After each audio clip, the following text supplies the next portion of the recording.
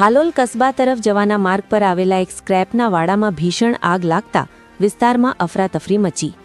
હાલોલમાં વધુ એક વખત આવી દુર્ઘટના સર્જાતા લોકોમાં ભયનું વાતાવરણ વ્યાપી ગયું છે. પ્રાપ્ત માહિતી મુજબ કસ્બા રોડ ઉપર અમીન રાજસ્થાની નામના ભાંગરિયાના વાડામાં આગ લાગી હતી. ગોડાઉનમાં મોટરકારના સીટ કવર, બૂટ ચપ્પલ બનાવવામાં ઉપયોગી સામગ્રીનો વિશાળ જથ્થો સંગ્રહિત હતો, જેમાં rexine, synthetic leather, sponge, plastic તેમજ પીયુ જેવો સ્ક્રેપ હોવાનું જાણવા મળ્યું છે. આ સામગ્રી આગમાં સળગી જતા આકાશમાં ધુમાડાના મોટા ગોટા ઉઠ્યા હતા. બનાવની જાણ થતાં હાલોલ ફાયર બ્રિગેડની ટીમ તાત્કાલિક ઘટના સ્થળે પહોંચી હતી અને આગ ઉપર કાબૂ મેળવવા ભારે પ્રયત્નો કરી રહી છે. આગની તીવ્રતાને કારણે આસપાસના રહેણાંક વિસ્તારોમાં પણ ભય ફેલાયો હતો.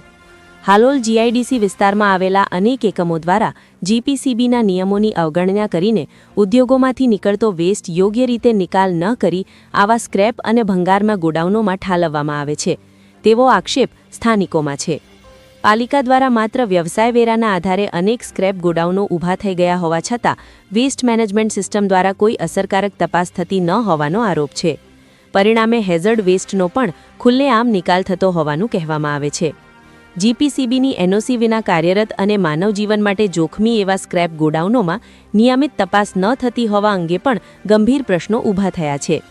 એક તરફ જીપીસીબી અધિકારીઓ હેઝર્ડ વેસ્ટ હોવા પર જ કાર્યવાહીની દલીલ કરે છે, તો બીજી તરફ નગરપાલિકા જીપીસીબી પાસેથી કાર્યવાહી થવાની અપેક્ષા રાખે છે. આ પરિસ્થિતિમાં ગેરકાયદે ગોડાઉનો બેરોકટોક ચાલુ રહે છે. ભૂતકાળમાં પણ હાલોલમાં આવા અનેક ગેરકાયદે ભંગાર ગોડાઉનોમાં આગ લાગવાની ઘટનાઓ બની ચૂકી છે. તેમ છતાં પાલિકા તંત્ર કે જીસીપીબી દ્વારા કોઈ નક્કર પગલાં ન લેવાતા અધિકારીઓની કામગીરી પર શંકા વ્યક્ત કરવામાં આવી રહી છે. સ્થાનિકો દ્વારા તાત્કાલિક કડક કાર્યવાહી અને નિયમિત તપાસની માંગ ઉઠી છે.